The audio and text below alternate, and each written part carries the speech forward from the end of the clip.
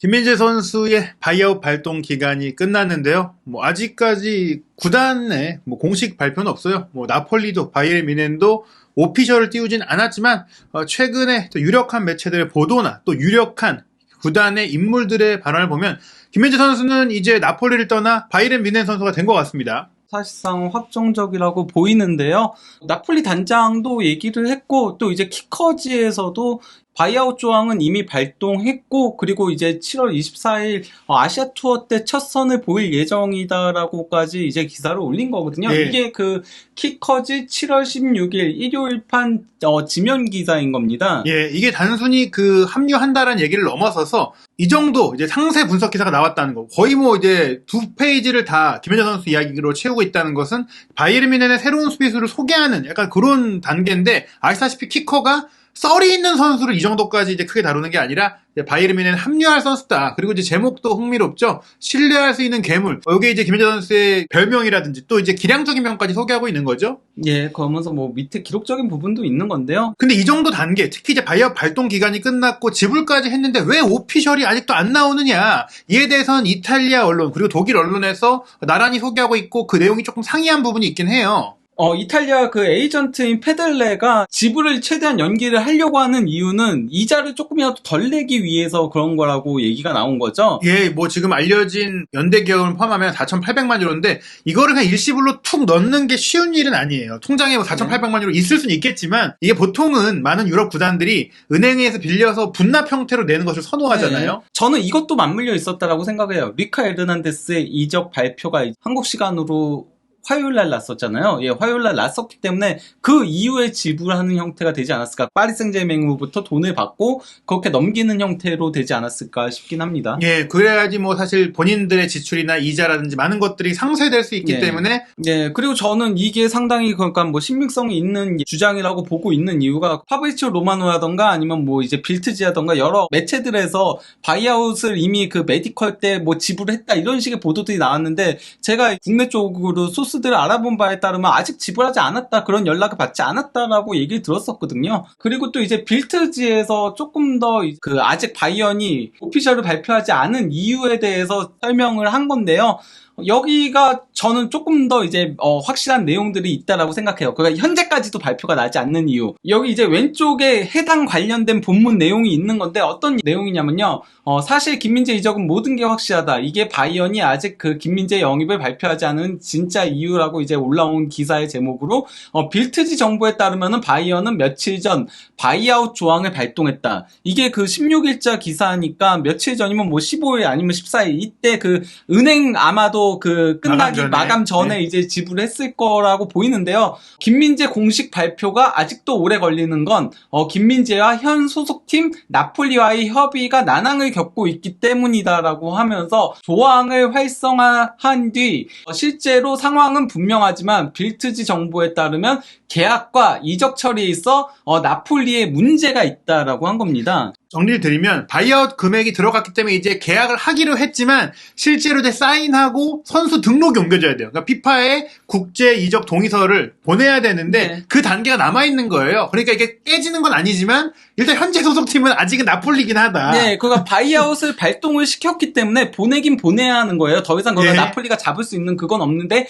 김민재와 나폴리 간의 그 계약에서 조금 문제가 있다는 얘기를 한 겁니다. 그러면서 바이언 법률 부서가 이 사건을 맡았는데 이는 처음에 생각했던 것보다 더 복잡하다. 하지만 바이언으로의 이적은 결국 잘 될 것이라는 사실에는 의심의 여지가 없다 하면서 2028년까지 바이언과 계약하고 이미 메디컬 테스트까지 마친 김민재 영입을 하루빨리 발표하고 일본과 싱가포르로 이어지는 아시아 순방에 함께 와야 한다라고 기사가 올라온 건데요. 그러니까 이전에 말씀드린 대로 바이아웃 금액이 지불이 정말 안 됐다면 하이제킹 가능성도 있는 거지만 지금은 지불까지 됐고 서류 작업만 마무리하면 되는데 거기서 조금 지연이 되다 보니까 사실은 바이아웃 금액을 발동했어도 오피셜을 못 내는 게 선수의 이제 등록이 나폴리에서 바이에른 뮌헨으로 옮겨와야 발표할 수 있는데 거기에서 지체되는 부분이 있다는 거예요. 아직 그가 나폴리에서 계약 해지가 안 된 상태라고 할 수 있는 건데 이거를 조금 그거가 추측할 수 있는 보도가 저희가 지난번에 한번 소개를 시켜드렸던 거였는데요. 어떤 거냐면 그 아레나 나폴리에서 이제 올라왔던 건데 나폴리 김민재가 1년 만에 떠나면서 세금 혜택 받지 못한다라고 이제 제목이 올라온 건데, 이탈리아 같은 경우는 이제 해외 투자자들을 끌어들일 목적으로 2017년부터 새로운 법령이 시행이 됐었거든요. 그 2년 동안 외부에 이제 세금 거주지가 있었고, 또 이제 온 다음에는 최소 2년 이상 이탈리아에서 세금 거주지를 유지한 외국인에게 세제 혜택이 주어지는 거예요. 예. 이게 그 유벤투스가 호날두를 고액 연봉으로 영입할 수 있었던 이유거든요. 그러니까 선수 연봉이라든지 각종 비용을 지불할 때 세금 혜택을 주는 거죠. 네, 그러면 원래 세금이 50% 정도 내잖아요. 연봉에 50% 정도 내는데 이거를 거의 세금을 주지 않는 형태로 그렇게 한 거예요. 구단이 실질적으로 선수한테 지불하는 연봉이 세금을 빼고 주다 보니까 예. 충분히 이제 이득이 되는 건데, 문제는 김민재 선수가 1년 만에 바이언으로 이적하게 되면서 이게 그 이탈리아 성장 법령이라고 하는데 여기에 따른 세제 혜택을 받을 수 없게 된 거예요. 그렇죠. 김민재 영입 당시보다 더 많은 이제 세금을 지출을 해야 됩니다. 거의 연봉에 세금이 붙게 된다는 거죠. 그러니까 원래 이미 나폴리는 당연히 김민재 선수가 경기를 뛰었기 때문에 그동안 월급 형태로 연봉을 지급을 했어요. 그런데 여기서는 세금 혜택을 받을 것이라고 생각하고 그대로 다 줬는데 이제 지급한 쪽에 세금을 이제 미납한 걸 국세청에서, 이탈리아 국세청에서 내라. 왜냐면 1년 만에 갔으니까 너네 혜택 대상자가 아니다. 그 돈이 이제 아레아 나폴리의 보도에 따르면 150만 유로, 20억. 그러니까 맞아요. 세전 연봉이 이거여서 이거를 원래 빼고 받아야 되는데 말씀드린 대로 혜택을 받았던 게 1년 만에 떠나면서 사라졌다. 그러니까 이거를 이제 나폴리 측에서는 김민재 선수에게 전액은 아니더라도 너가 뭐 고액 연봉으로 가기도 하고 우리가 이거 못 받게 됐으니 어느 정도는 좀 나눠서 내자? 뭐 이런 협의는 있을 수 있죠. 그래도 이제 바이언 쪽에다가 요구할 수 있는 그렇죠. 거죠. 그렇기 때문에 저는 그 이적료가 자꾸 이탈리아 쪽에서 무슨 뭐 이게 변동성, 뭐 바이아웃, 말도 안 되는 이런 것 때문 아닌가 싶긴 해요. 그렇죠. 이렇게 빨리 바이아웃으로 나가게 된다면 이제 추가적으로 너네들이 약간 보상금 쪽을 줘야 된다라는 얘기를 했을 가능성이 있다. 근데 네. 이건 뭐 사실 큰 액수는 아니긴 해요. 사실 물론 그리고 말도 안 되는 거예요. 이런 걸 요구한다는 것 예. 자체가 뭐 아니 나폴리 입장에서는 1년 만에 이렇게 이적하게 될 거라고 생각도 못 했겠지만은 그래도 그거 감수하면서까지 무리해서 영입한 거잖아요. 그러면 본인들이 감수해야죠. 이거는 법적인 부분으로 가면은 결국 나폴리가 패하는 겁니다. 약간 그 읍소하는 거죠. 부탁한다고 네, 보면 돼요. 그렇죠. 근데 김민재 선수도 나폴리에서 좋은 기억이 있으니까 네. 게다가 본인도 솔직히 연봉을 이제 올라가면서 가고 근데 또 반대로 생각하면 나폴리는 페네르바체에 한 1,800만 유로 주고 영입을 해서 훨씬 돈을 많이 벌게 된 거잖아요. 그렇죠. 이 정도 내도 되지만 어찌됐거나 요 문제로 오피셜이 지연이 되고 있다. 그리고 이제 오피셜이 안 났지만 나폴리가의 지훈톨리 디렉터가 이미 유벤투스로 가는 게 공식 발표가 네. 났고 그 후임자로 이제 마우로 멜루소 디렉터가 취임했고 그 기자회견이 있었어요. 김민재 선수 관련한 질문이 나온 건데요. 거기서 이제 그 김민재 선수 관련한 질문이 나온 건데 여기에 대해 멜루소 디렉터가 뭐라고 답을 했냐면요. 난 방금 도착했고 월요일부터 회의를 시작할 예정이지만은 그들은 손을 놓고 앉아있지 않았다라고 하면서 김민재는 확실히 대체될 것이다. 우리는 이걸 위해 노력할 것이다. 그러니까 사실상 떠나는 걸 기정사실화 했다라고 할 수 있는 거죠. 그 손을 놓고 있지 않았다는 게 김민재 선수가 나갈 거라는 것을 구단에서 이미 파악했기 때문에 내가 정식으로 취임하기 이전에 스카우트 팀에 특히 김민재 선수를 영입한 것으로 알려진 미켈리 그리고 키아벨리가 이미 대체 선수 영입을 위해 움직여왔다. 즉 김민재는 이미 우리 선수가 아니다. 물론 앞서 리디 가르시아 감독도 얘기했어요. 김민재는 우리 프리시즌에 합류하지 않고 떠났다. 네. 이렇게 얘기한 것을 봤을 때는 오피셜은 안 났지만 거피셜 상황이다라고 보시면 될 것 같고 그리고 앞서 말씀드린 그 키커 보도의 내용들을 조금 소개해드리려고 하는데 여기에는 이제 베이징 고원에서 인연을 맺었던 뭐 김민재 선수 영입을 주도한 인물이죠. 예. 로거 슈미트 감독이 이제 김민재 선수를 월드 클래스가 될 선수다라고 소개하는 부분들이 있는데 바로 여기에 이제 키커에서 취재한 내용이에요. 김민재 선수의 계약 상황에 대해서 5천만 유로의 바이아웃 조항을 발동한 지 한참이 지났다. 하지만 공식 발표가 안 나오고 있다. 그러나 7월 24일부터 시작할 아시아 투어에는 합류할 것이다. 길어봐야 며칠 정도 더 걸릴 것이다. 즉 오피셜이 며칠 안에 나올 것이다라고 키커에서 얘기한 겁니다. 예, 그러면서 뭐 로거 슈미트 감독이 이제 뭐 김민재 선수에 대해서 월드 클래스가 될 잠재력을 가지고 있는 선수라고 이제 칭찬을 한 부분도 있고 또 이제 그 스팔레티 전 나폴리 감독이 현재 세계 최고의 센터백이라고 극찬했던 내용까지도 이제 설명을 하고 있습니다. 예. 그러면서 여기서 이제 슈미트 감독이 PSV 에인트호벤 감독직에 부임했을 때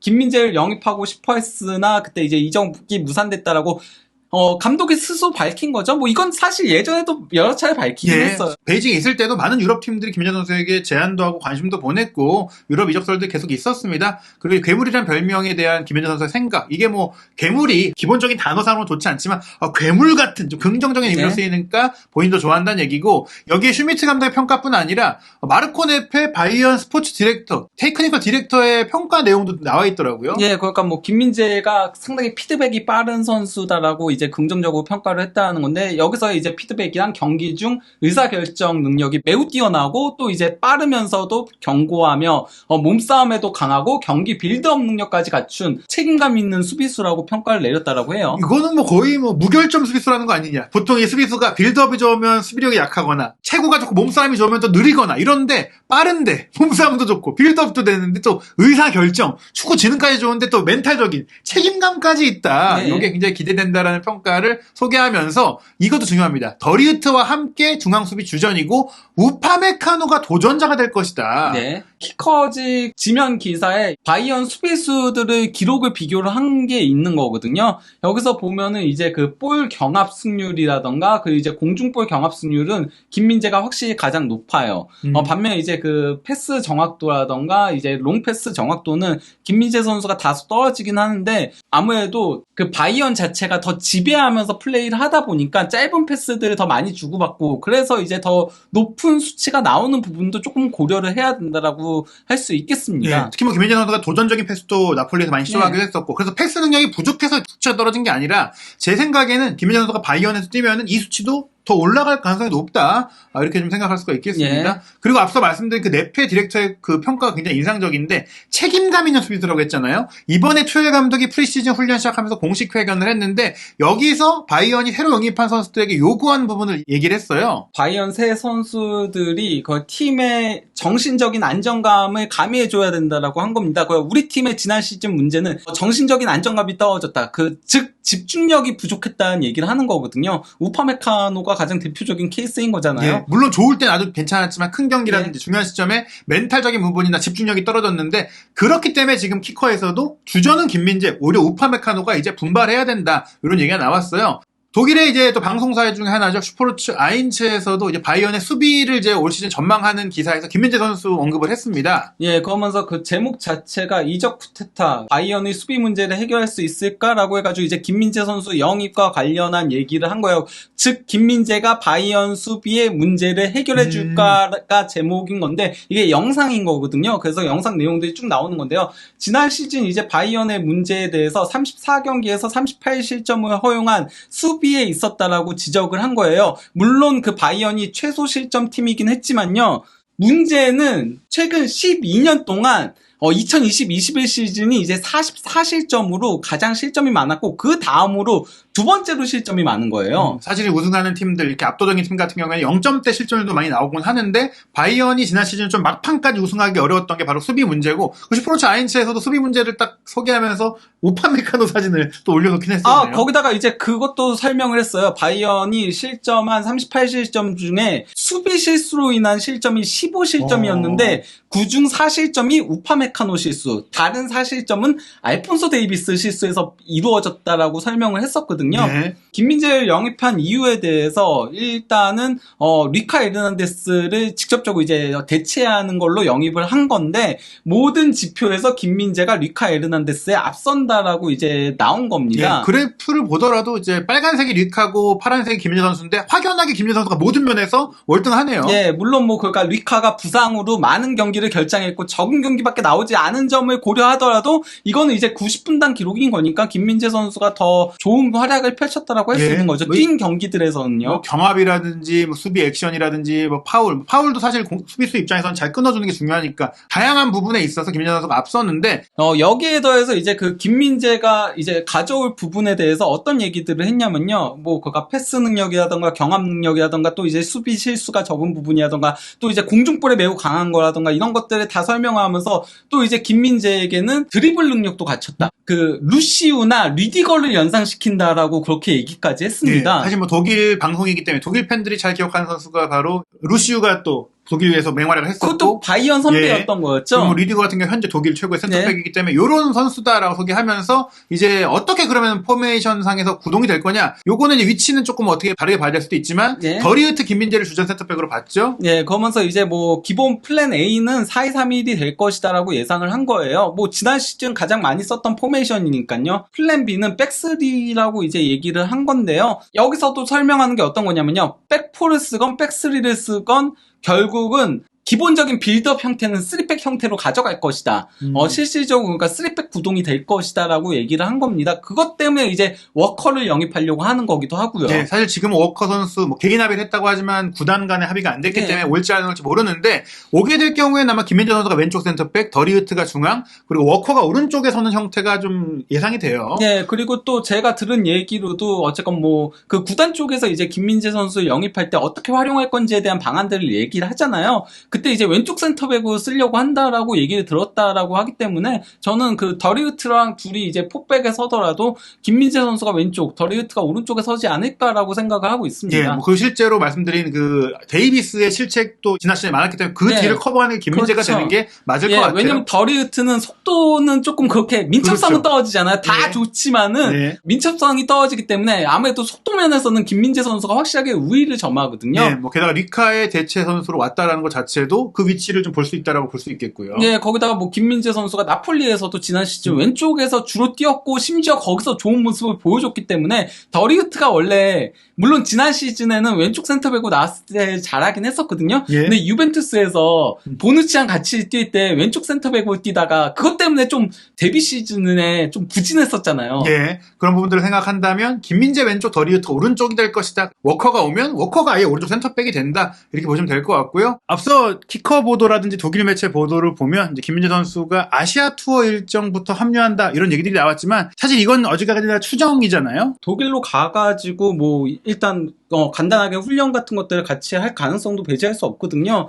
뭐 아직 그 제가 알기로는 바이언 쪽에서 결정을 내리지 않았다라는 것까지는 제가 확인을 했었습니다. 그렇기 때문에 출국 가능성도 배제할 수는 없기 때문에 그래서 저는 뭐 출국 가능성도 충분히 있다라고 생각을 합니다. 워낙에 좀 시간 텀이 있고 또 김민재 선수가 충분히 휴식을 했고 구단과 협의가 됐다면 또 계약을 하고 오피셜을 내는 게 현지에서 하는 게 좋고 또 현지에서 진행하는 것이 모양새상으로도 괜찮거든요. 그래서 아마도 김민재 선수가 이 아시아 투어를 오기 전에 이미 독일에 가서 뭐 상견례도 하고 계약도 하고 각종 이제 오피셜을 낸 이후 독일에서 이제 또 다시 미리 올 필요는 없으니까 독일의 미넨 선수단과 함께 아시아 투어로 오는 그런 상황도 전개가 될 수 있거든요. 이 상황에 대해서는 저희가 조금 더 이제 팩트가 드러나면 또 설명을 드리고요. 그렇게 넘어와서 치를 첫 경기는 7월 26일 수요일 저녁 7시 30분 일본에서 열릴 맨시티와의 프리시즌 경기입니다.